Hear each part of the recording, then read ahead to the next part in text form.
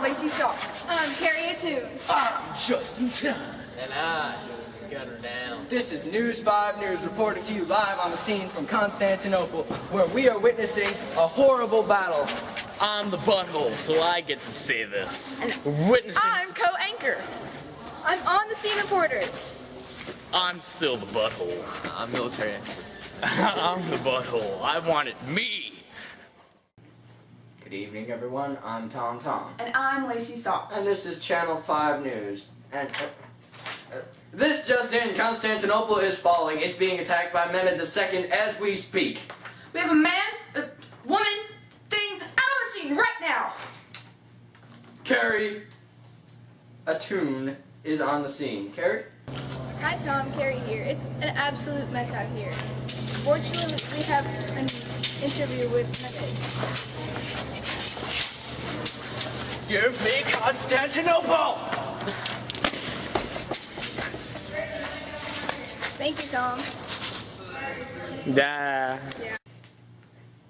Thanks, Karen. That was Mehmed II, son of Murad II. Mehmed came to power in 1451 at the age of 21. By conquering Constantinople, Mehmed is hoping to regain control of the Bosphorus Strait. And it's big words, okay? It's hard to remember them all. And now we go to our resident idiot, political analyst, Justin Time. Justin? Thank you, Tom. They built the city right where it could cut off trade routes to the Ottoman Empire. They let it happen, and now they're reaping what they sowed. Violently and painfully. Maybe it should serve as an example to the next city to decide to cut off of an empire. How can you even say that? Many people are out on those streets, and they're dying in I don't care. horrible ways, and you heartless! And now we go to our military strategist, Gunner Down. Gunner? Hello, I'm Gunner Down, military expert for the siege of Constantinople. 200,000 attacking soldiers under Mehmed II. 7,000 defenders. Excuse me for one moment. Well, you see, I don't have a real pipe, so I must imagine one. If you believe it, it'll be there.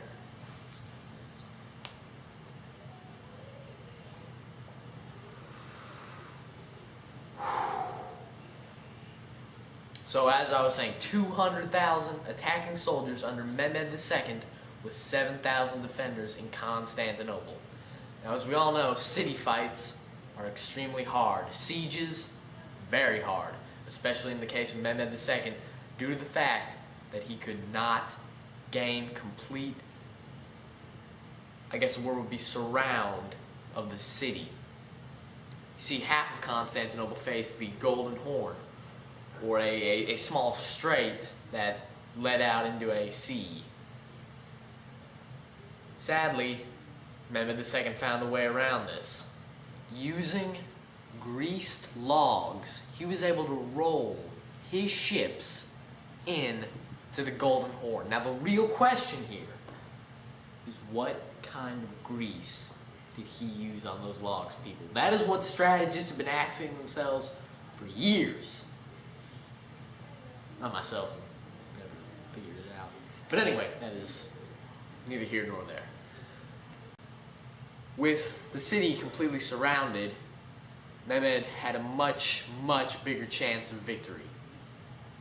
Even with 200,000 soldiers, one of the largest armies I've ever seen as a military expert of these 15 years. That's right, I was a military expert when I was a baby.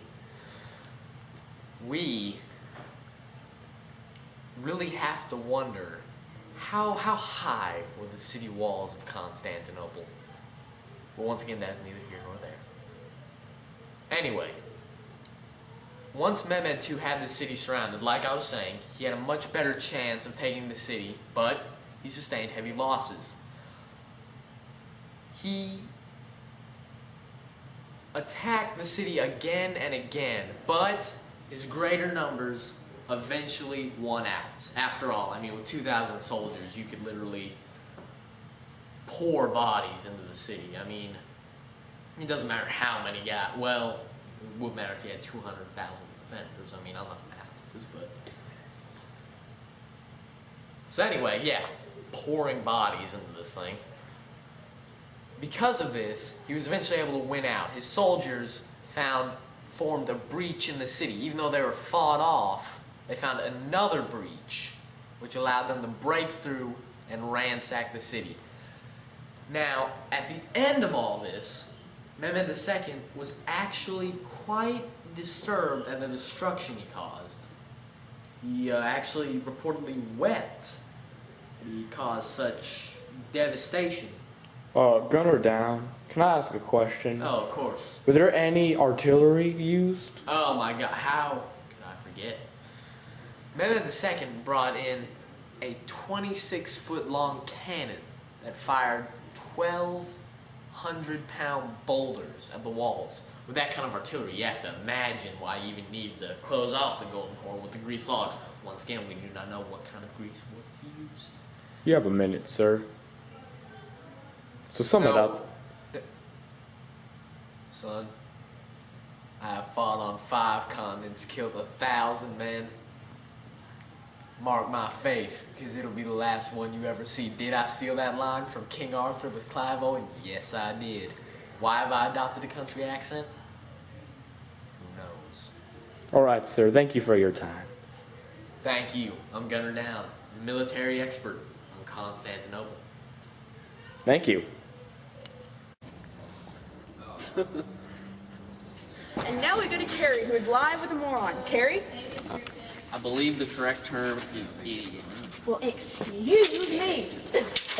I'm here on the scene of the battle with the village idiots. So, what do you think so far about the battle? Well, I'm angry. They don't kill my daddy.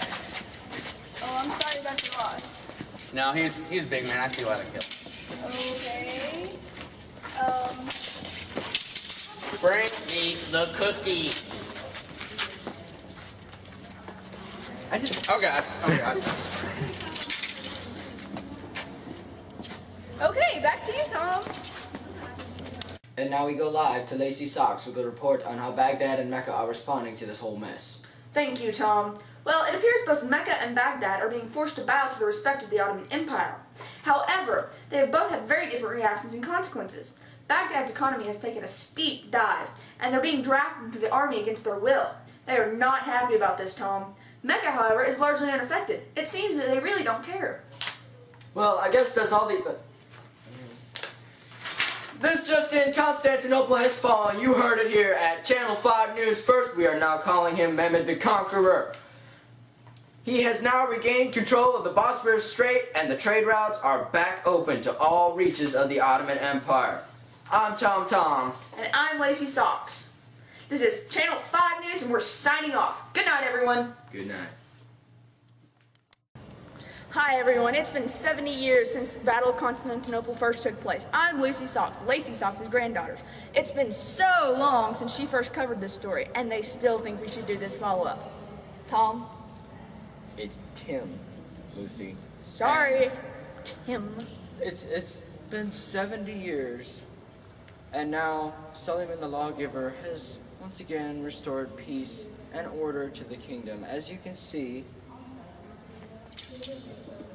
it's peaceful and orderly once again, and everything is as it should be. Can't remember. We don't pay him enough. So this is News 5 News. I'm Tim Tom. And I'm Lucy Socks. Thank you. Good Good night. night. And this has been brought to you by Zeus's Thunder Swords. The stab with the trust and courage you can depend on. Zeus's Thunder Swords. Toss me one. Yeah. Ow. I missed. And now... that was the face. However, they have very different reactions and consequences. Baghdad's economy has taken a deep dive.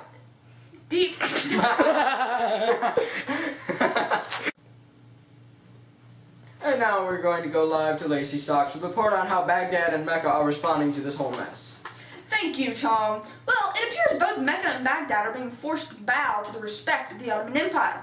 Oh However, my gosh, Michael, why you? Hit this red button and wait till it says record. That's why I did the Oh, 5, just get 4, in order, 3, like 2, when you 1, turn around and say and then your when name. it's over, you press the red. I'm Tom Tom.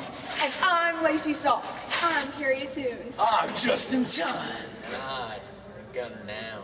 We are new Five five. action team. Reporting to you live on the scene at Constantinople and You can cut now. I was only having fun, wasn't hurting anyone. I'll enjoy the weekend for change.